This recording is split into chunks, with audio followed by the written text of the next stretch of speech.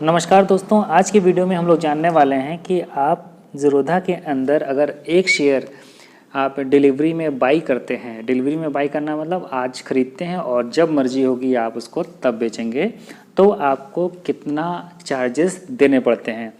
तो थोड़ा सा डिफ़र कर सकता है। कारण क्या है, जो मैं आपको दिखाने जा रहा हूँ जो स्टॉक, वो क्योंकि 2000 या उससे ऊपर का है, तो हो सकता है आप सस्ता स्टॉक खरीदें तो थोड़ा बहुत चार्जेस में अंतर आ सकता है, लेकिन आपको एक मोटा मोटी आपको अनुमान हो जाएगा।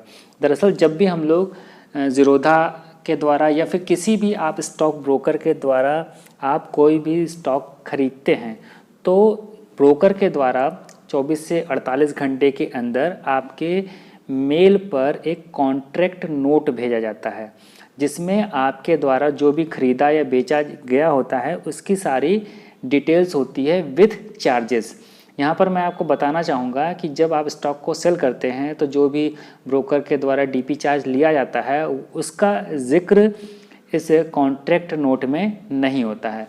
तो चलिए हम आपको अपना कॉन्ट्रैक्ट नोट दिखाते हैं और एक शेयर जो मैंने ज़ीरोधा में ख़रीदा है उसमें कितने चार्ज पड़े हैं इसको हम लोग सीधे देखते हैं। तो इसके लिए हम अपने मेल आईडी में जाएंगे और वहाँ पर सीधे ज़ीरोधा कॉन्टैक्ट नोट्स सर्च करेंगे। वो मैंने सर्च कर रखा है और उसको इस तरीके से पीडीएफ के फॉर्म में आपको दिखेगा।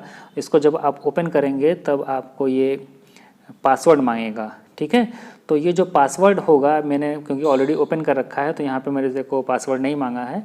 जो पासवर्ड होता है वो आपका पैन कार्ड नंबर होता है और वो आपको कैपिटल लेटर्स में पूरा भरना होता है। जैसे ही आप इसको भर के क्लिक करेंगे वो आपका ओपन हो जाएगा, ठीक है। इसमें मैंने ऊपर अपने इन्फॉर्मेशंस हाइड कर रखी हैं, काफ़ी ब्रोकर की इन्फॉर्मेशन है, ऊपर मेरी भी इन्फॉर्मेशंस पूरी डिटेल में इस कॉन्टैक्ट नोट के अंदर है। यहाँ पर आप देख पा रहे होंगे कॉन्टैक्ट नोट, यहाँ पर नेम वगैरह मिल जाएगा और यहाँ पर इक्विटी सेगमेंट में मैंने क्योंकि बाई किया था और इसको मैं थोड़ा सा जूम करके आपको दिखाने का प्रयास करता हूँ।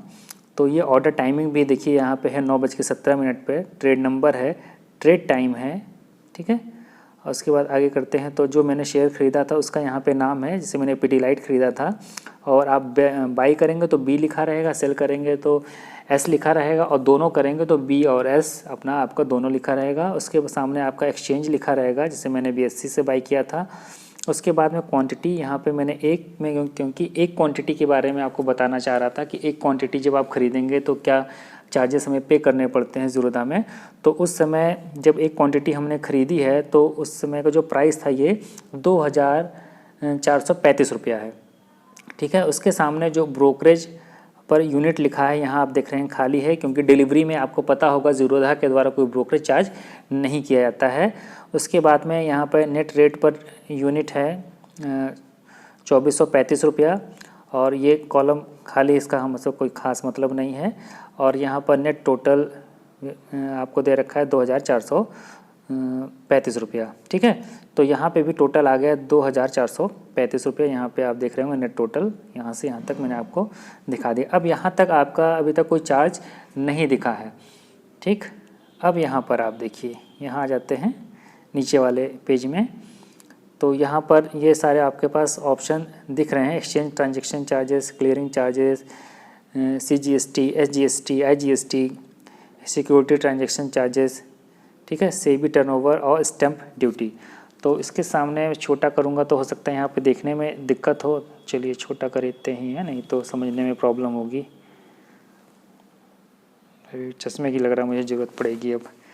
तो पहला लिखा है पे इन ऑब्लिगेशंस में इक्विटी में जो पैसा लिखा हुआ है 2435 रुपया।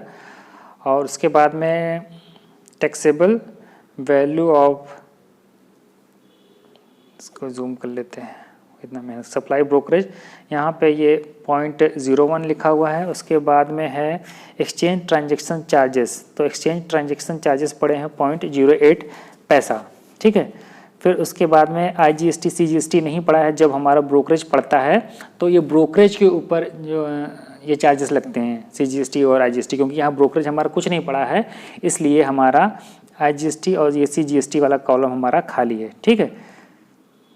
तो अब यहाँ पर आगे चलते हैं, यहाँ पर और आगे यहाँ पर कोई चार्ज नहीं लगा है। तो यहाँ पर कुछ पैसे मिला करके चार्ज हो गए हैं 2435 रुपया में 11 पैसे और हमारे इंक्लूड हो गए हैं। अब यहाँ फ्यूचर एंड ऑप्शंस में ये वाला कॉलम खाली है, यहाँ पे हमने कुछ नहीं किया था क्योंकि इक्विटी कॉलम में किया था, इसलिए यहाँ पर शो कर रहा है।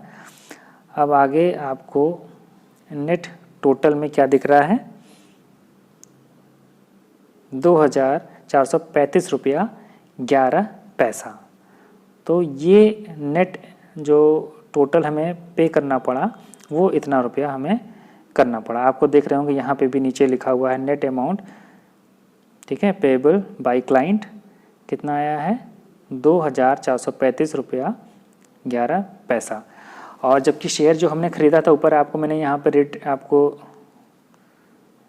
दिखाया हुआ था, कितना था 2435 रुपया, यानी कि जो हमारा खर्चा लगा वो कितना लगा, आपको 11 पैसे का खर्चा लगा।